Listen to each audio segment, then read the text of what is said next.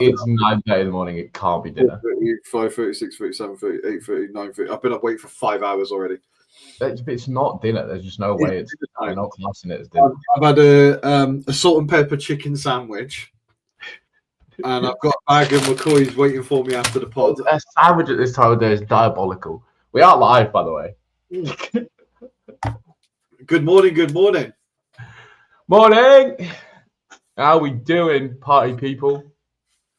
Oh, we've already got discussion. Oh, so Jay's already answered the question. We can go home. Oh, cool. We can end it now and we can crack on with our day then. Let's go. Yeah, I won't be going to a field in January at 5 a.m. and it's -6. So guess it can't do what we do. Call it a day. Well and dusted, Jay's solved the problem. That'll be a whole different conversation. The future of car boots.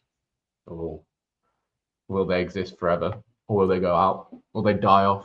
Well, I actually overheard a conversation at my previous car boot that I went to, not this week, last week, and a woman was basically moaning that people wanted stuff for cheap because obviously, like, bearing in mind when I'm at a car boot, like I'm usually there for the first like hour, right? So it's everybody who's there is like a reseller and they're trying to get stuff cheap and cheap and cheap, right?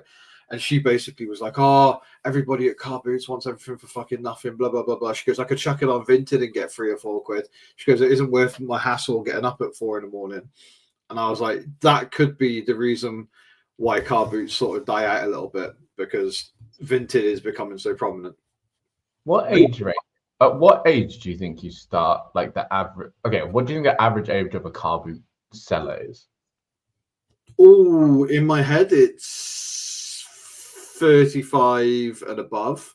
That's average age. Yeah, I think average age 35 to 45 is. What I will say though is that there are some very wide scale, like there's some. Yeah, like, there's. So yeah. I've seen people that are like 18, 19 just clearing out their Pokemon cards and shit. But I've also seen the 80-year-old traders that are bopping out some metal bits and all this weird stuff. Do you know what I mean? Is 43.7 the average age? Okay, that is average age. That seemed like a quick response. Because I'm just thinking, like, if the younger generations don't start going to the car boot, then surely it starts to just get pushed out and out, you know? Yeah, it's the same theory that Vinted will overtake eBay in 10 years, 15 years time, right? Because all of the generation now. So, I've been wanting to say this. So I went away on Friday, right? So on Friday Thursday, we went on we were meant to do the racking, we didn't bother. I went up to go see my daughter who was on holiday in somewhere by Scarborough. It's called Filey or something, Filey, right? Okay. We went all the way up there. Anyway, we were in there like quote unquote Weatherspoons, had like a pool table, pub, the football, all that stuff, right? And I was watching a family, and there was a girl no older than 12 on her phone talking to people and trying to buy stuff on Vinted. She was at the table while everybody was having a beer, and she was on Vinted. And I swear to God, it went in my head, and I was like, "Oh my God! Like, what in the am I seeing right now? Like, what is this?" And she was just sat there, and she was talking to her mum, and she was like sending these offers to people and trying to buy. And I was like, she wasn't buying for herself. She was like sniping. I don't know whether she was buying. Obviously, I'm not trying to look at 12-year-old girls, right? But so I just saw her on her phone, and she was like doing this on the Vinted app, and I was like, "What the fuck is going on here?" Like, so yeah, I thought that was. What you're seeing is the future, sir.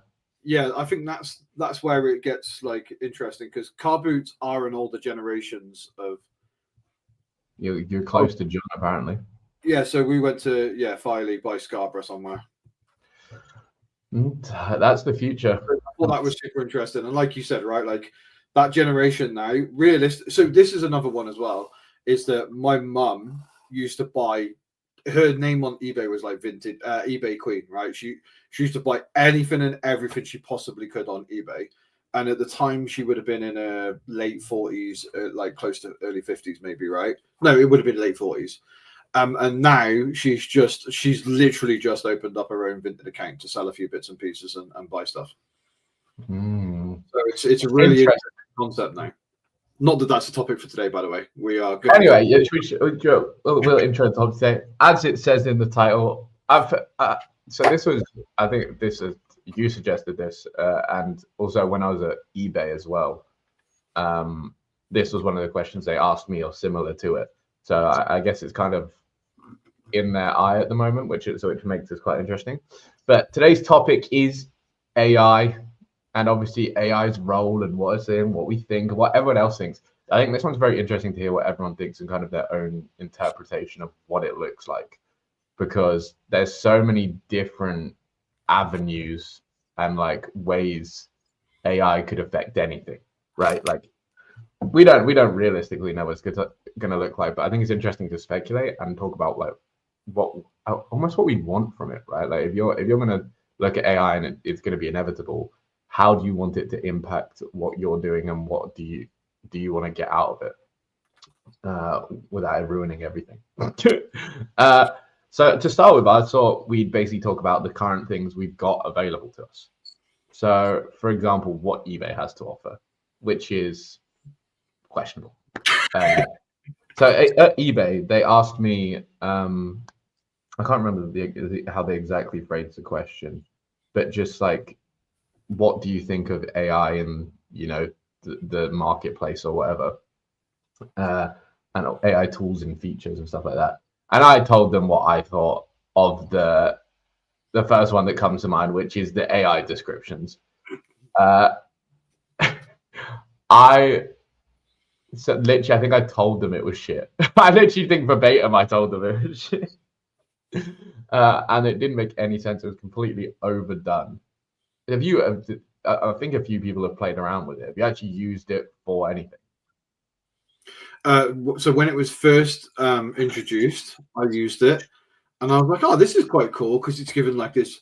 Oh yeah, if you want to look swanky in your new jumper and all this, I thought, "Oh, that's quite cheesy," but it's kind of interesting. But then I fell into the pitfall of looking into it deeper and then realizing that it was like, "Oh, this, and this," and it doesn't necessarily actually like line up with the item. So it was getting a lot of stuff wrong, and then obviously that's an INAD waiting to happen as well. And then more recently, obviously after you mentioned the text plays, and then obviously James is doing the listings and stuff. Realistically, if you can press like, I don't know, caps lock B or whatever it is, right, and you can get like a good description, an excellent description, and then like you're pressing 4 buttons, it's just as quick as the AI realistically, and it kind of makes it slightly obsolete in my opinion. Well, I think it's actually quicker. So when I went to eBay, there was 2 other guys there who sell for business sellers, and they were saying, I haven't played with it, but they had played with it a bit, and it was especially because one of them was a trading card seller, and a lot of his is like important details, like he needs like when it was made, what set it was from, the artist, stuff like that might be important to buyers and stuff like that. And the AI was just, like you said, getting it wrong. Yeah. And that just makes it slower because you have to do everything twice. It's proofread it, so you have to do it, proofread it, and then change it if you need. Like it just adds extra steps that's unnecessary. It's like when we talk about processes around like with your clothing and stuff like that. You don't want to be touching the clothes multiple times. Like you want to touch it once, get it through the system, and get it out the other end. And with AI descriptions, you're touching the clothing more than once. So you're touching, but regardless of it, forget clothing, item. You're touching the item more than once, and you don't want to touch the item more than once. You want to have one touch, it's packaged, it's ready to go, it's waiting for sale, and then you come back and you package it. Obviously, if you have to clean it or whatever, different story. But when you're photographing stuff like that. So the fact AI descriptions as a whole, I don't know if anyone disagrees here in the comment section and is a massive advocate for AI descriptions. But my main problem is not that they get stuff wrong, but it's overdone. Like it's really, really over the top. And that I'm not just saying it's over the top and that's fine. I think over the top is a negative, in my opinion, because buyers and people in general are lazy, and also you don't want to you want to make the process as easy as possible for them. So when they're reading your description, you want it to be simple. You want them to take away points that are going to be easy for them to digest, and not have them reading a novel to find out, what policy you might have in terms of, oh, do you do returns? Yeah, that's here somewhere. But it is really off-putting, I think. Like you don't need the backstory of the jumper. No, so I know actually more recently with the text plate stuff, I've actually improved my description, because it used to just be. So I used to copy and paste the title, right, and then put it in the description, and then I would put good condition, measurements included, please see pictures. That was like my description. That was it. And then recently, because of text plays, I created an actual description that says that I post within 24 hours and all that sort of stuff. But again, that with ChatGPT, for instance, a lot of the time what you have to do is you have to talk to it and try and build it into knowing what you're about, right? And there's like a process to it. But obviously with the description, you can't go, oh, this is a jumper like this size, this brand. It kind of just does it all for you. So there's no way of actually training the AI and pushing it in the direction you want. So you could say, oh, make it a brief description. This is the style in general it would be used in. This is the brand. This is the size. And then, like, realistically, you could kind of manipulate the AI to do the description how you want, which is what you do with ChatGPT. But because of the description on AI, it's like, oh yeah, just click AI and then let it come up with the random nonsense that it does. So if you could train it better, then I think it's more feasible. It would be interesting if you could prompt it with your own store. Yes. So it obviously you get the basis of it, what it's like meant to do, and then you go, here is the source material that I want you to kind of copy, and you could put your own store in, and it goes off your listings. That would be very interesting. But quickly, so Nikki, I want to get back to Nikki's comment in a second about it not populating from the title correctly. Kaylee, eBay have told people have AI descriptions helping listings get pushed and appear on Google. So apparently, obviously, we're doing these Manchester meetups or whatever. I was in charge of the London one. Other people have done Manchester ones. They're all around the country. Apparently, at the Manchester one, they were talking about this and what eBay had been saying to them, and that eBay was saying to do AI descriptions because it helps pick up on Google. Is that so when somebody searches something, does it pick from the description as well? Because I didn't think it did. No. Realistically, it shouldn't make any sense. The only thing that makes sense there is the word count, the full, because obviously we know that with titles, if you can get closer to the 8 characters, it's better, right? I wonder if the description, if there's like more of a description, like it feels like it's more fleshed out, and then eBay will push you more because it feels more professional. I don't know, but it makes no sense to me that AI descriptions would improve the listening, like, viewability. I feel like anything eBay wants you to do, like they're like, hey, this will help with Google. They like this over there, because you can't actually, it doesn't actually make sense on eBay, like for example, the white background stuff. And even if you even look at it again, you pick up on Google anyway. I've been through this multiple times at this point. I found great backgrounds and all sorts. So like realistically, it doesn't matter. I think Google is smart enough now to now, but it has been forever, to know what is good and what is not. It might have been, maybe it was a thing like when it first came out, like maybe when it started to like first like bring stuff in from Google, maybe it was a thing then. But like you said, as Google just gets better, now it kind of becomes obsolete a little bit.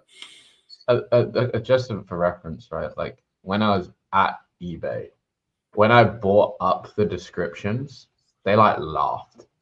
They're like, we knew this, like we know, like a kind of we know type laugh, Like I said it, I was like, and they're like, yeah. So it's I think they're aware, and it's interesting that they're pushing it though. That other people are saying they're pushing it because they need to push fixing it first, and then they can. Yes. What in the overcomplication of like describing an item would help it appear better in Google in terms of like actual keywords and stuff like that? I can't think of it. The only thing I can think is that the more imprint, like the more characters used in the description improves it. But I've used literally 3 sentences in my descriptions for a very long time, and I'm still selling as many as other people that do full on descriptions. So I don't think that really matters.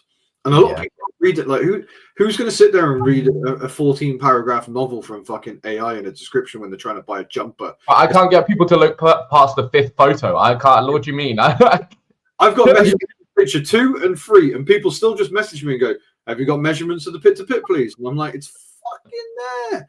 So who's gonna, especially if it's like a small pony Ralph Lauren for 19 quid? Who's sitting there and reading a 45 paragraph fucking essay from ChatGPT? It just makes no sense. I mean, maybe there's something to be said for like nicer items, like having a more wordy description. But in terms of the basics and everyday stuff, I just don't. No. But okay, but now I say that, and Shelly's here, and she said, 1, AI description makes my life easier. 2, I don't mind my item elevating someone's life. That's meaningful. And 3, do buyers even read that far down? So that to be fair, that is a point. Yeah. Some do, right? Like there's obviously some that do, and people will look to descriptions for, especially with clothes, I think, for like condition. Yeah, like you need to have somewhere the condition of the clothing and like what it actually looks like, and it will, any flaws, if it will let them know it's fine, right? Like even one or the other. You don't even have to tell them the flaws if there isn't any flaws, but let them know it's good. So I think people do read that far down, and they want to be the key details when they get there, rather than. So I haven't used it for a really long time, but if you've got, so now that you've got the pre condition notes, right? So you've got like excellent and pre-owned or used or whatever, good, acceptable, whatever. I want to do, does that come into AI description? So if you say AI description, does it say, oh, this jumper is in good use condition? Like realistically, like does it match up with the condition notes? Because I think what Shelley said there is that one of the key things it always says is elevate your wardrobe with this jumper or these trousers. It's the same drivel, right? But I'd be interested to know now whether it takes on board the condition of what you've added. Downgrade your wardrobe with this jumper with a hole in it. Jumper with a hole in it. Acceptable. Like, do you know what I mean? Ruin your life with this shrunk, moth-holed jumper. Yeah, because it has to take in, especially what I wouldn't mind so much actually is if, you know, when you put in the description, you can put in your own stuff, right? So if it was like, say for instance, you put, you tick the box for good condition, right? And then in the description you wrote, has a small left hole on the left armpit, whatever, the size, the color, all that. And then if you click the AI button, then it takes all the information you've given, then molded it into some sort of paragraph. I don't think that would be as bad. It's still over the top and a little bit fucking. It would make it a bit pointless though, because you'd just be writing 2 descriptions-ish, kind of. Yeah, probably. But that's what I mean. Like, but I'm just looking from the basis that Kaylee's saying that if eBay are pushing people that are using it, and you feel like you have to use it, that's the only way that makes sense for it to be usable in my head. Yeah, I guess so. What other, does eBay actually offer any other AI tools at the moment? When we went to the eBay Open, you didn't go to a lot of the things. I don't remember. I can't remember if you went to a lot of them in Birmingham. Did you go to actually a lot of the? Because I think you, Luke, and James were pretty much just chilling and chatting. I went to 2 or 3. I can't remember. There was an AI one. Did you go to the AI one? I can't remember you there. So anyway, they were talking about this brand new thing that if you were to create a listing from scratch, you would just take a photo of the item. I think it works better if it's like a kettle or like a radio or something. Mm-hmm. Clothing is always going to be incredibly difficult for it to navigate brands and stuff based on just a main photo, right? But the idea was you would take a photo of it and it would auto-populate all of the item specifics and build you a somewhat generic title. And that was kind of their big thing. And then it kind of went live for a little bit and then it disappeared. And it did, yeah. So I had it for like 2 days and then it completely disappeared and I never saw it again. Now I don't create my titles anymore and I don't create from scratch. I do a lot of sell similar. So I don't actually know if that function is still using it.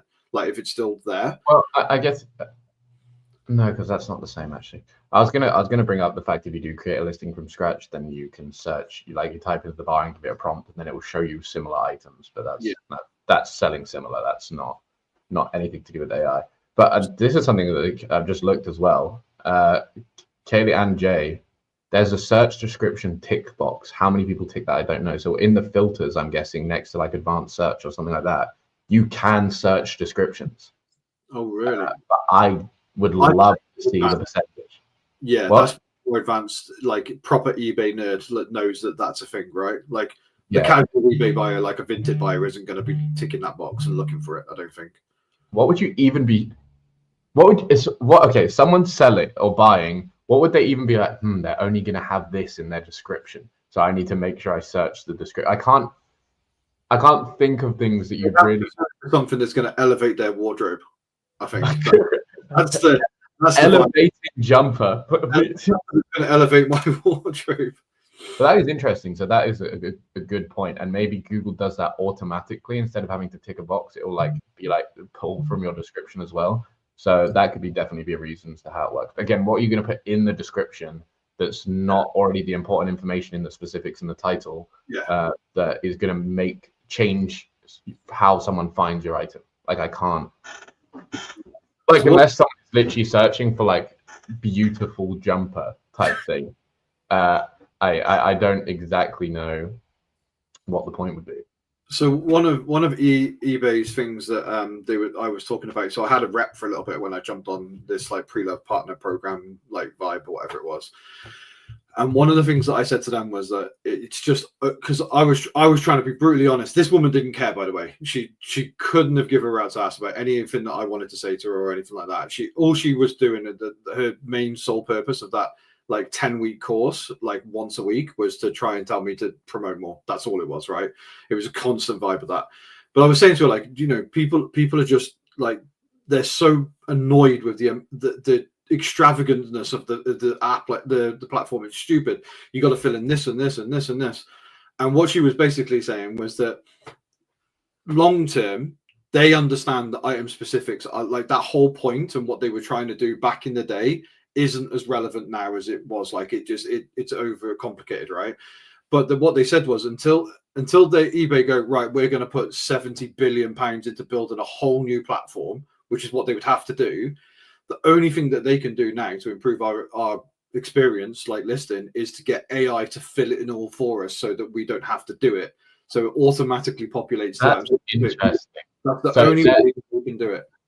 To me, it always just feels like eBay is constantly putting on plasters.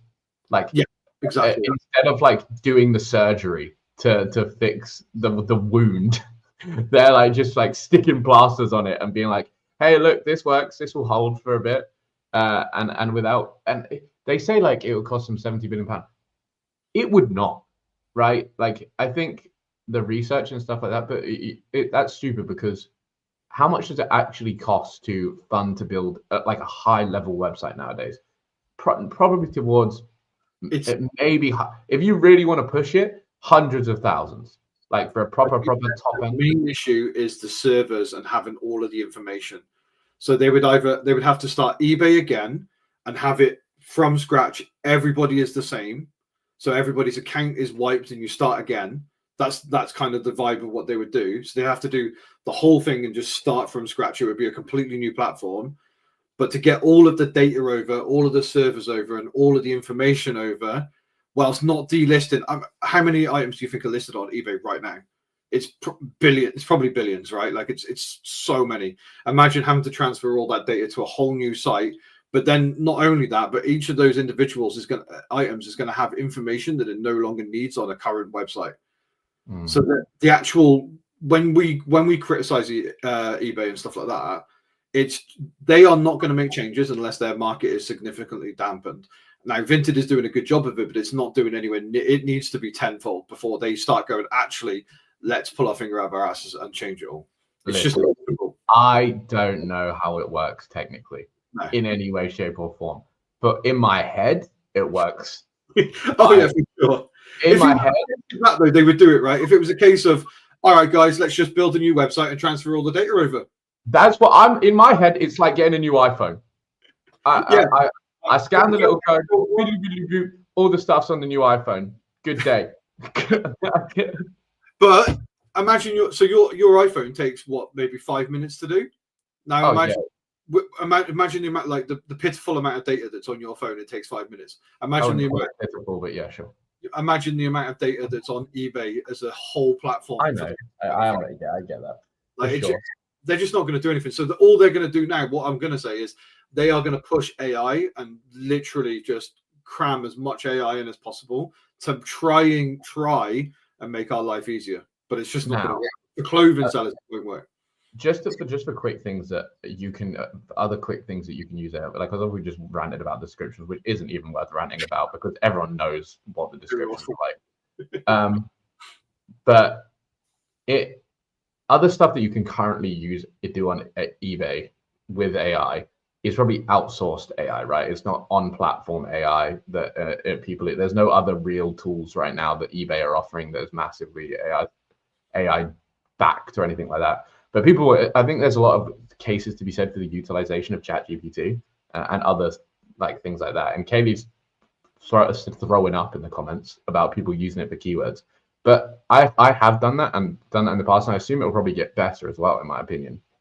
But if you ever stuck and just, I wouldn't say it like ever the same way I wouldn't use an eBay description, I wouldn't use ChatGPT's full title, right? Like if it gave you an eBay title. But for inspiration, it's not bad sometimes, right? Like if for example, I often will come back around to items I haven't seen for a while and maybe just forget some simple things. And to jog my memory, ChatGPT is not bad. Like it will come up with things, also being like, oh no, that makes sense. And I think if you're new and you don't know what's good, I would not go that way at all. But if you're a senior citizen like myself, then it has been useful to jog my memory at points in time. I was actually going to go the other way and say that if you were new, an AI ChatGPT title wouldn't be a bad shout because it would give you a basic sort of understanding to learn. I think if you're like, I know Kaylee, but I think if you're a seasoned vet, right, and you know exactly what you look, Kaylee can look at dress, she knows exactly what dress it is, what size it, like style, blah blah blah, right? If you're that good, you don't need ChatGPT, right? Like if you don't need like for those sorts of things. But if you're relatively new and you're like, oh, I don't know about keywords, let's chuck a dress in here. It might be able to tell you that it's a fit and flare. It might be able to tell you that it's a certain pattern. It might be able to tell you these things. And that can help with the learning process as well. Yeah, but you're learning off the wrong thing, right? So this is the problem. You're learning off the wrong material. And yes, it will help you learn some like actual keywords as such. Like normally it's a lot of structural stuff you'll see. That it can be useful, but in terms of learning titles, right, and learning keywords and understanding why you're using them and for what, it does not help you. This is like, so for example, coding, right? You know, ChatGPT is really good at coding. Yeah. You can look at the code and be like, okay, I've got code here. I'm going to try and use this. Oh, it's sold, or my code worked. What did I even put in?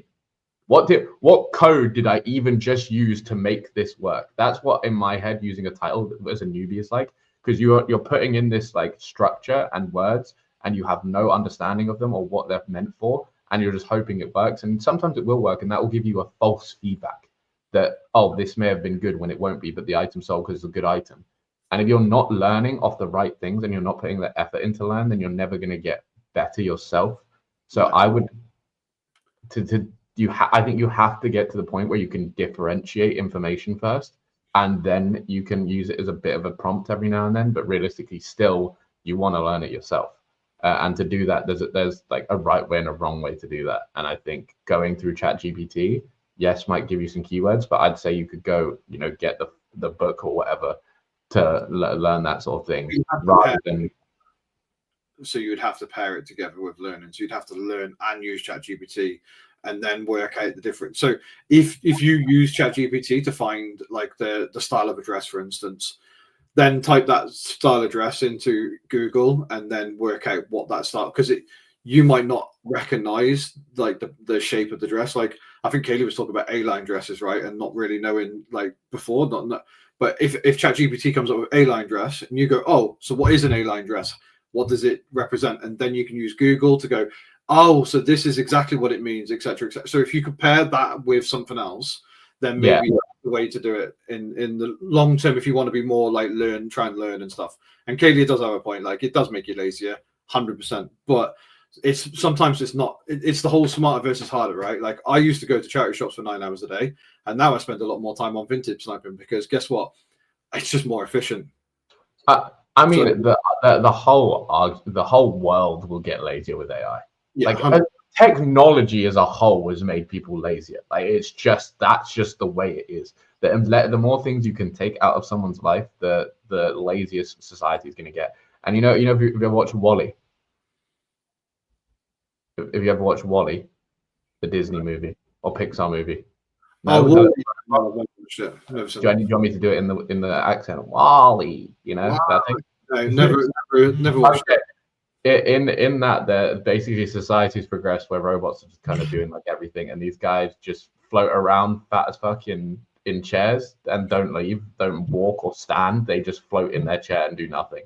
And obviously that's an extreme version of what society is, but like it's stuff will head that way. Like it's not a joke. Generally speaking, for a lot of people, stuff will head that way.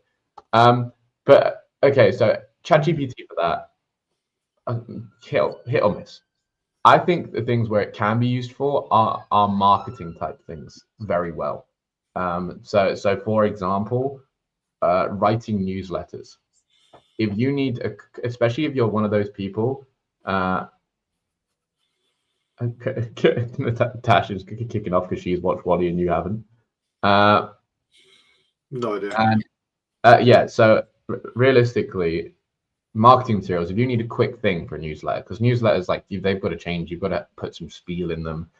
It doesn't make it make too much difference. People just want a quick thing, throw it in there, get it gone. ChatGPT is perfect for that because ChatGPT works off of everything on the internet. Like it will see what's popular and what is successful and base its answers off of that. So in terms of marketing and writing up like paragraphs for content, it's very, very good because the internet, that's what the whole internet is for the most part, is just people marketing shit.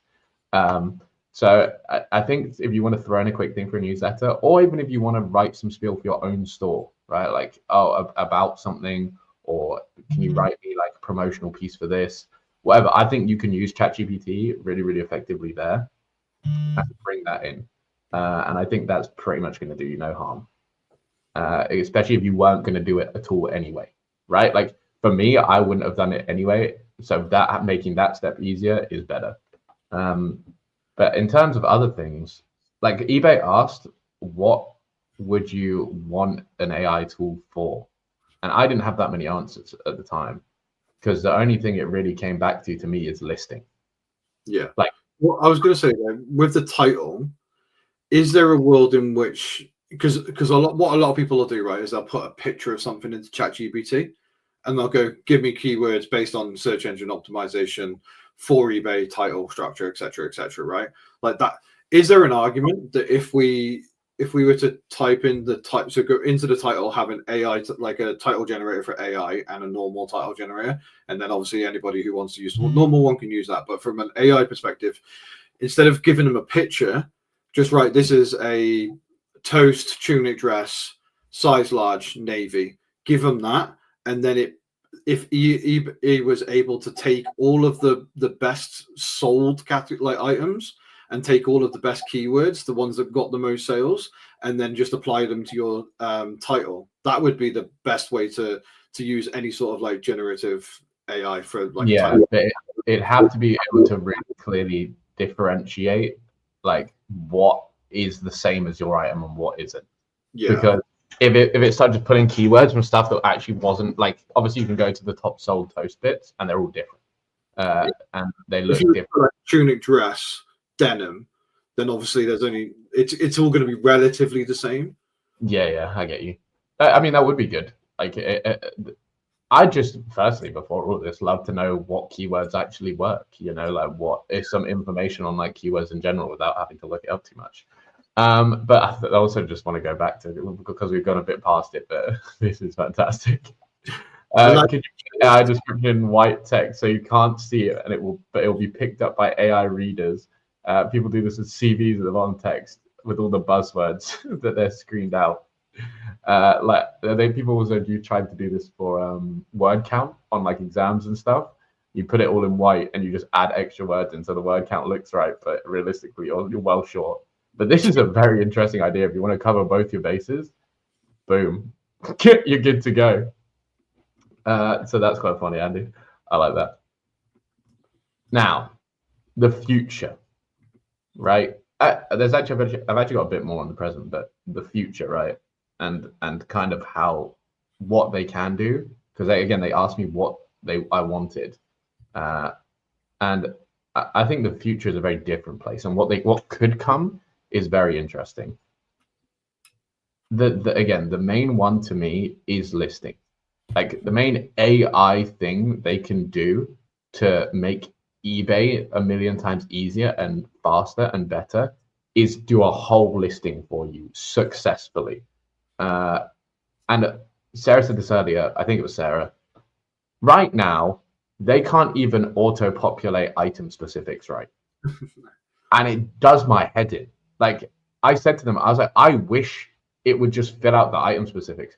Even if I had to write the title right and put in the photos, take that and then be able to fill out the item specifics right. That would be fantastic because it would overcome, like you said, they were trying to put plasters on. It would overcome the excessiveness of eBay's item specifics type thing. And it would just make everything so much faster. Like, yeah, I can't think of a more useful thing than that. And once that's completely automated, your ability to do listings like skyrockets, right?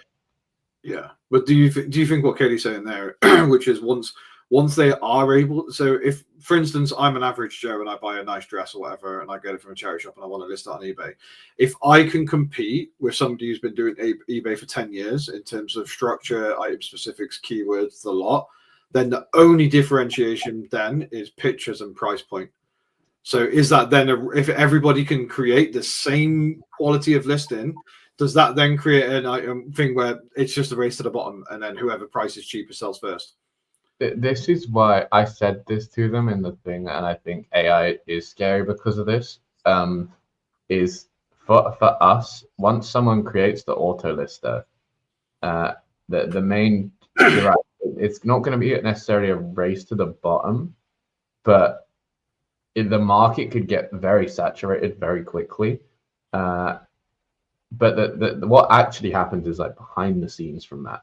Because once someone creates an auto lister from photos, that means someone else can afford to buy more stuff because they can do it. And then once they've got, if you want to go on the other side of it, once there's a tool that scouts every single deal in existence, right? Like an auto buy bot that's properly scouting deals and weighing them up for you and buying them for you, then you've got the supply and you've got the auto list. So you just need someone, like the main part of the process you need to cover is photographing and delivery. It's then scaling. Like John's just said this, it's a race to scale because you can then do massive amounts of stuff. And it's then going to come down to who can afford to pay the most or who can afford to spend the most money to get them. Because, for example, it right now, to make the money you want in your business, right, in terms of profit margin, you need to have bigger profit margins because you can only do so many things in a day. Whereas if you get auto buying and auto listing in place, you can suddenly do hundreds and hundreds a day. And that means you can take smaller and smaller margins, which means you can pay more and more money for stock. And if anyone big ever starts just taking everything, the little people are going to be in a really bad position. Like we're going to be like the people who can race to scale are the people with reserve money and big cash flow that a lot of us don't have. So that's going to be the very, very scary part, right? That's the scary side of AI. It floods the market. A few big players take a hold of it, and we get squeezed hard. And I think at that point, it then becomes, how good a stuff can you get? How different can you be to make it make sense? Because they might take up all the basics, right? They might be buying all the. will charity shops and car boots, they'll probably still exist, right? Like you can still go to the charity shop or the car boot and find stuff that these people can't get hold of because they function purely online or through wholesale type channels like that. But go if you can find stuff that is outside of their parameters, there's still space for you, but generally it's going to put a massive squeeze on, and I think that'll be difficult. But for us though, like an AI tool would be great. Like if you wanted to not look at it that way and be like, hey, this would be really beneficial to us because we can now scale as well and list faster. I think the thing is, right, is that realistically, from our point of view, what we have the advantage over a lot of people is that eBay is difficult. So a lot of people go to Vinted because it's easy. So that's less competition for us right now because we're willing to put in the work to do the difficult, right, and the bit that's jarring that nobody wants to do. So we're willing to do that. So that's what makes it different. But if everybody can just chuck a listing up in 30 seconds, then our what's the word? Our unique selling point is completely gone. Like I believe I'm a hard worker and I put the grind in, I put the effort in or whatever, right? So like work harder. So yeah, so realistically, like I just think it's at that point, if it becomes a lot easier, it's probably a detriment to us more than a positive. Because yes, we can do more and we might have the reserve to build a little bit quicker than somebody who's at the bottom right now. But the actual competition itself is so close and gets reduced so quickly, it actually makes it quite hard, quite difficult. So that's what's happening already, right? Like the argument is that reselling is just getting more and more people come to it in terms of like this level of things, and the market becomes more and more saturated. It becomes harder and harder to like. I was talking about this the other day, but say like Instagram Reels or Shorts or whatever, right? If there is 10 creators making Reels or Shorts, and you still have the whole audience of Instagram, then each one of those creators are going to be so successful because there's like no one else. There's nothing else to eat except for those creators. If you then have, 10,000 creators, suddenly the attention of the 10 million people that were watching is spread out between 10,000, and it's slightly harder to stand out. And not everyone could be as successful, and then you have to do something different to stand out. And boom, now there's a million creators, and now the 10 million separated between a million creators, and suddenly it's very, very difficult to like have any success and be successful. This is like why it's so hard to become a professional footballer or something, because there's so many people competing, and you need to put in like stand out a lot to make it. So I think that's the way reselling will go forever. The easier and easier it gets. So AI will make it easier, and yes, it will be our friend in terms of helping us do our job, but also be our foe in helping everyone else do their job easier as well. Which is an L. It closes the gap a little bit and just makes it easier and harder at the same time. I think in the old group they said this a little bit, right, which is that 20 years ago or 15 years ago, reselling was objectively easy because there was so much stuff everywhere because nobody was doing it, but also it was incredibly difficult because you had to know what was selling, but there wasn't comps and there wasn't phones and there wasn't all this other palaver to help you. So you just had to be good and knowledgeable. So it was difficult because you had to know, but it was easy because nobody else was doing it. And now it's getting harder and harder to find the good stuff. But when you do find the good stuff, you know pretty quickly because you've got a phone, you've got the comps, you've got all of the information you need to know if an item's good. But that means that everybody has it. And when you go around a car boot now, I don't know what it's like in yours, but there is like, so I've been to car boots now where you turn up at like 5 when everyone's setting up and some at 7:30 when everyone's allowed to go in at 7:30.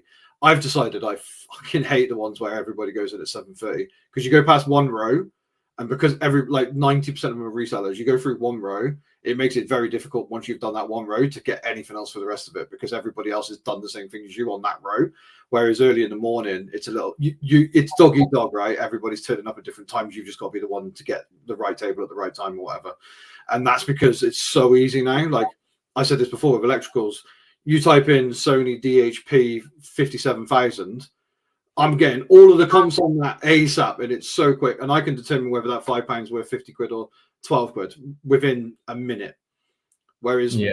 you just never used to be able to get that information. I mean, for example, like another AI tool that would be interesting for that would be, obviously we can do the comps and we have like Terapeak, but an actual accurate version of Terapeak for us, where, so for example, when you get the AI lister, you then get the AI search tool, which will be, it will do comps for exactly your item, give you exactly what people are selling it for, exactly the sell through. All of this sort of thing would become more and more easy to do. Google steroids, basically. Like, yeah, literally. crazy. And it's interesting, right? It's so weird that Google Lens is actually very, very good at like if you put clothing of your pictures into Google Lens, except for getting the wrong brand, stylistically, it hits pretty much bang on whatever it is for the brand, right? So you can add the brand. Yeah. So that then differentiates it again to be able to narrow it down a little bit more. Exactly, but I'm saying it's interesting that that's like that, and then eBay's doesn't have anything like that. Have you ever used the picture thing on eBay to get the listing? No. So you can have, you've got the barcode one, and then you can search them. Yeah. Awful, horrendous. Really? It's really bad. If they could just take Google image or whatever it's called, Google search, and then put it into that, it would be so good. It would be game changing because it could bring up exactly the listings. But the only thing I found with Google Lens is that it'll randomly pick up websites that are all over the place, and you can't actually do it. I just take. But in terms of like the accuracy of your item, it's very, very good.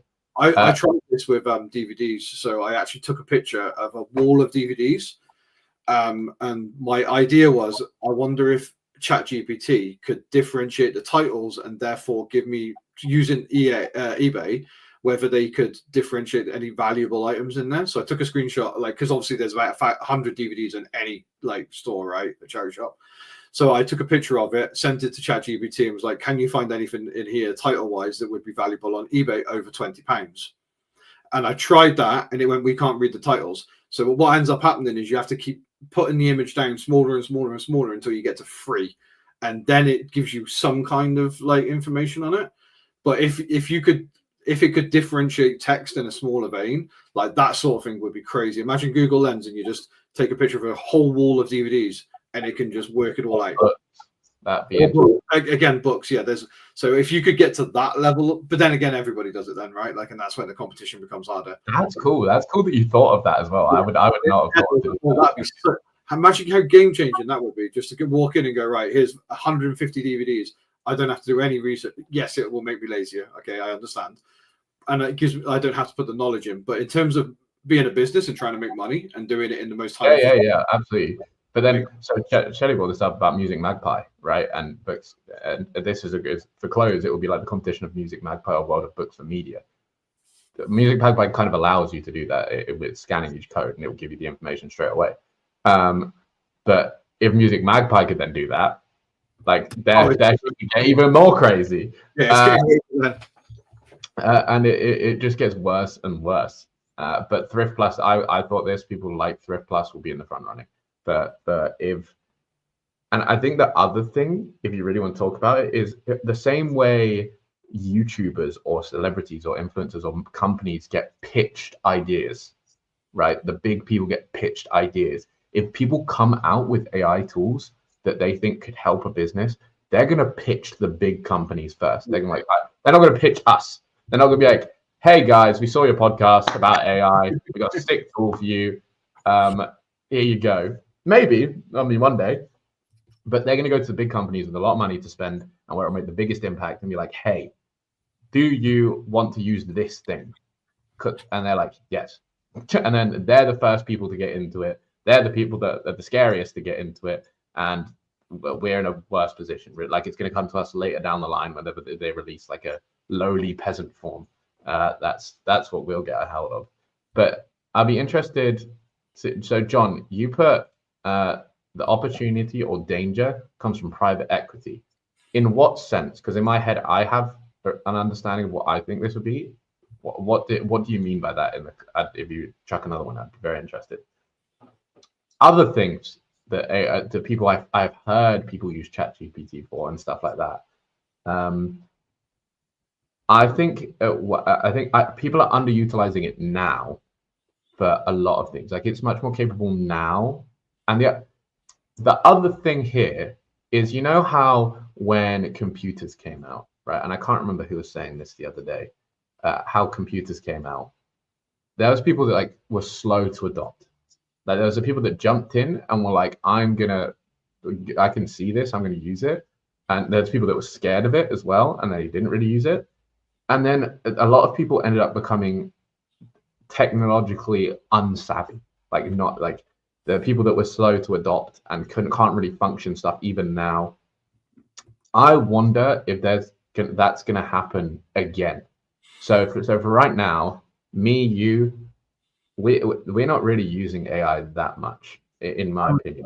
With the ChatGPT, I've only really been on board with it for the last like maybe 6 months, where I've started to use it a little bit more.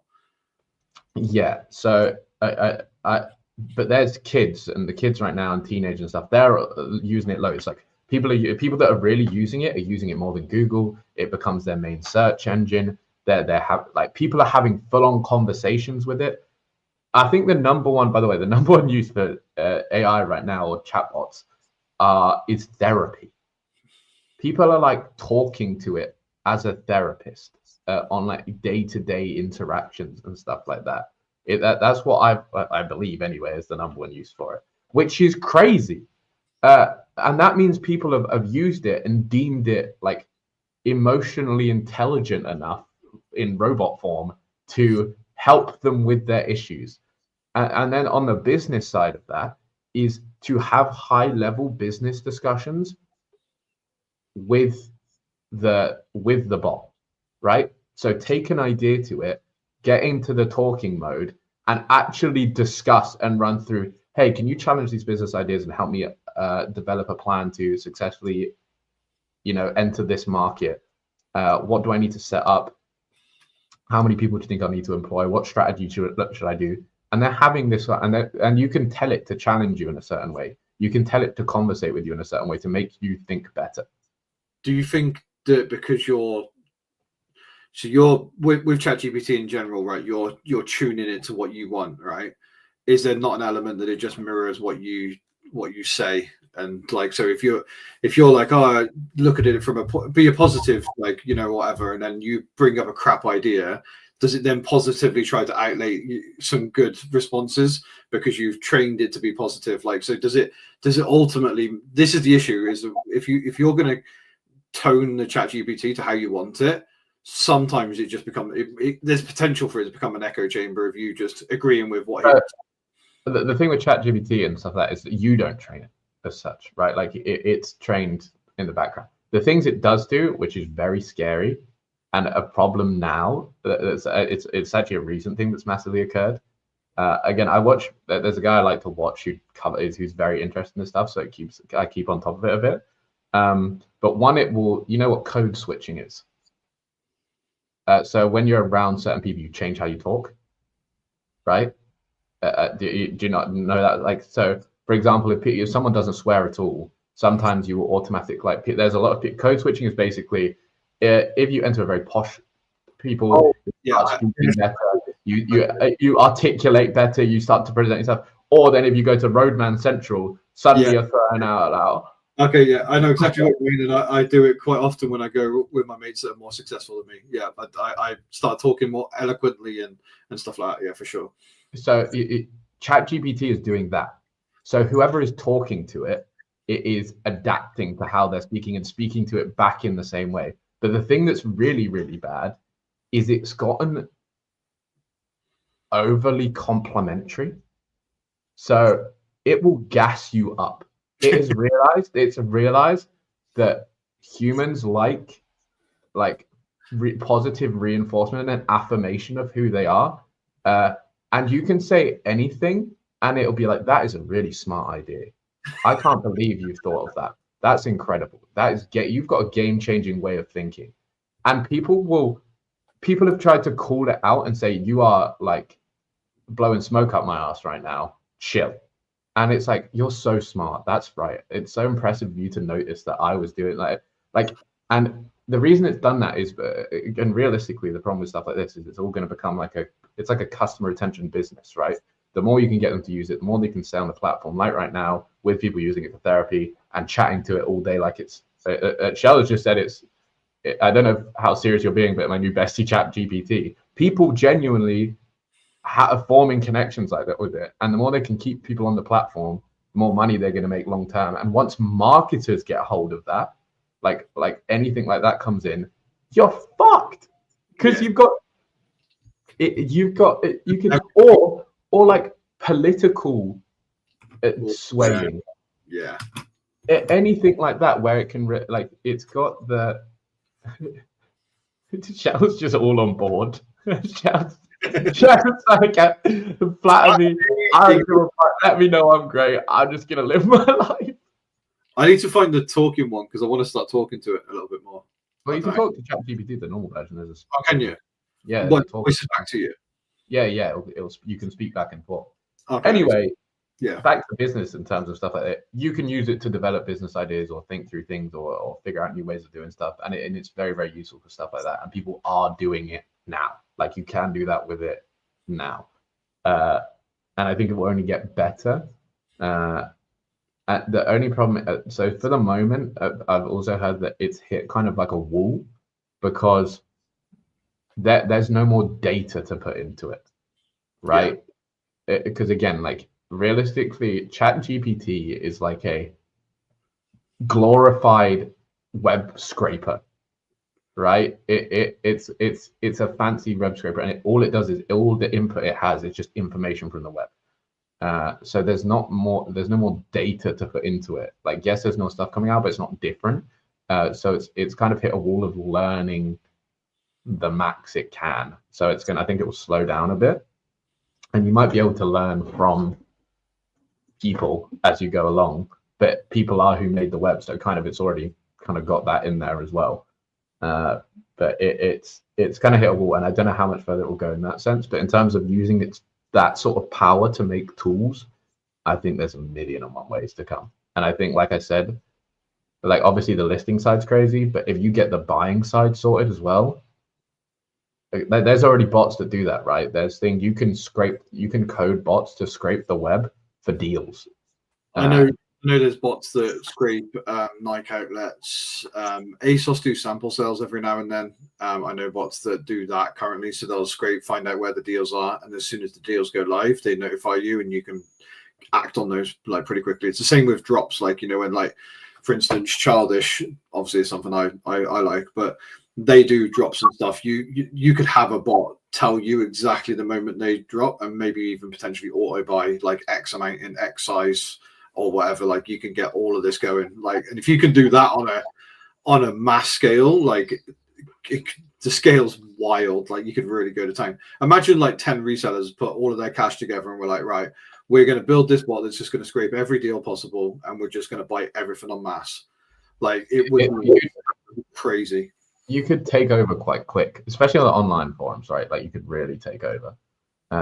Like vintage sniping would be gone. Like you could not, like everyone would have a buy bot, or any big player would have a buy bot, and they'd do nothing, and you just get, you might be able to, there will always be nuance. Like you'll be able to get some certain stuff or look for things that bots might oversee or stuff like that. But realistically, it's gonna be very, very difficult. The only reason Kaylee's faster than a vintage bot, by the way, is because of what she buys. The vintage tuned to pick up like the hype beast, like Cortez's, North Faces, and stuff like that. Like realistically, if the bots were set up to search Bowden, like she wouldn't stand a chance, especially against the auto bots. The only differentiation there is obviously if you have so there is a bot where it automatically buys the item as soon as it gets listed. But the difficulty with that is knowing, like, training that bot to know the condition, the size that you want, and then also like knowing the difference between a really nice dress and a crap dress, right? Like that's where it gets difficult, and that's where she'll win in those ones. But if you had North Face puffer and you both search North Face puffer, you wouldn't get one. Like you'd get maybe one or two today out of the 700. Like, it would be near impossible.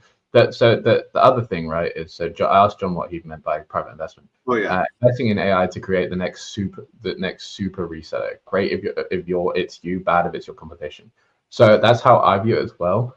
But if this does happen, and companies or private equity people will realize it not as a business, but as an investment method.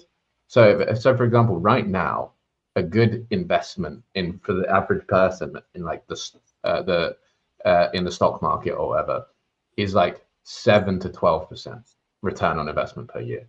If I can tell you that, hey, I can take you give me 30,000 right now, I can 5x your money by Monday next week, or like a month from now. And it's almost guaranteed. Every investor on the planet, if they realize that as an opportunity, will line up to put their money into something like that. So whoever is big and figures it out or gets paid to figure it out, as John is kind of suggesting here, it's just gonna get even bigger because people will be happy to turn their money over like that. Even for 10% a month, like it would be such an easy opportunity for those sort of people if they recognize it as that sort of opportunity, which is also very scary. But for the short term, should make our life a lot easier. And depending on, do you think there's anything to be said for them to deliberately not? Obviously they are, but deliberately not bring out super AI tools. What, for eBay specifically? Do you think they'll care? Like, so do you think that if they'll look at it at any point and be like, hey, this is bad for our sellers overall, they won't like how? No. Because it ultimately one of the differentiation reasons why people go from eBay to Vinted or just stick on Vinted over eBay is ease of access, right, and ease of use. So in eBay's eyes, the number one thing that they can do to improve their platform right now is make it infinitely easier for them people to list. So if you're a 75-year-old granny wants to list a pair of trainers on eBay right now, she'd blow her brains out trying to work out how to do it. Vinted, it would take 30 seconds, right? So if they can transfer that speed, they will do it because ultimately it means more people listing on the platform, and that's kind of what they want. So in my head, they will do everything within their power, I think, over the next 5 to 10 years to make it as easy as possible to list. So to conclude, okay, yeah, I would agree for the most part, unless they see the opposite results happening somehow. But in conclusion, then, positive or negative? Because another obviously we had another like thought on the title for this, which is like AI for reselling, friend or foe, right? And in conclusion, what are you saying? What are your thoughts? In terms of now, it doesn't really make a difference, but future, I guess. For the future, I think that the possibilities are endless in terms of the positivities of it. But I'm slightly worried about. I think what will happen is it'll just change the landscape of how we do things, and obviously that is a big learning curve, and therefore I think it's a bad thing. So I think in my opinion, the problem is it's such a friend that it's a foe. Yeah, that's that's kind of it. Like that, it is obviously a friend. Like in terms of what it can do for you, yeah. It should be fantastic, but that also makes it a massive problem for other people. And like you said, there'll be space, but you'll have to be better, and you'll have to be doing it different, and you're gonna have to figure out whatever you need to make it work, because it's going to be very different and much more difficult to be that person that stands out. Like I was saying with like creators, right? Like it's so much harder. It's to be a creator nowadays or an influencer, you have to stand out. Like you have to do something that people want to see. And I think that's going to be the same in the reselling world, where you need to have something particular to offer and still have that unique selling point somewhere. Else you're going to get squeezed. I think it's the age old. You can take a horse to water, but you can't make it drink. So, in my head, the AI will be infinitely better for everybody. So the most basic user can use it, and it would be great, and it will make the best tiles. It'll fill in all the item specifics, and that will close the gap on us. However, those people have still got to learn what sells, sell-through rates, and working out. Now, obviously, AI can help with that in the future as well. But as of right now, I think you've still got to get up at 4:30, 5 o'clock in the morning, go to the car boot. You've still got to do the charity shops. You've still got to put in the hard grab and the sourcing right now. So I think we'll win. Like for now, we'll win. But when AI kicks in with the sourcing as well and it makes life easier there, and then it combines like sourcing, listing, everything, then it's an interesting world to be in. I think everything. I also don't know how far off it is realistically, but what I was actually, I don't think I ever made my point earlier, is that I'd start getting to grips with AI. Right? Yeah. Like I was trying to say, don't become illiterate, stay at least semi-connected, so that if you ever do need to move that direction, that like you're comfortable, rather than someone who's like, oh my god, what's going on? It's all come really fast, and I'm not with it. And I don't know how long this will take or any of this thing will be to get implemented, but obviously like they're working on it, and that's something they want as well. So it could be sooner, it could be later. Depends how well they get it figured out. Yeah, my last thought on it is that I think what happened in just generally in the reselling world is that one of the things that we have right now, which is a massive advantage, is we might not be able to sell as many, but our percentage of profit usually is infinite, like crazy good compared to a lot of businesses.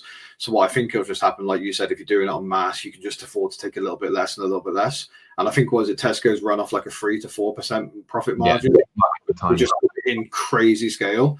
I think not to that extreme, but that's kind of the level in which we'll start having to take maybe 10% rather than 25 to 30% profit on our items and just do more and more and more.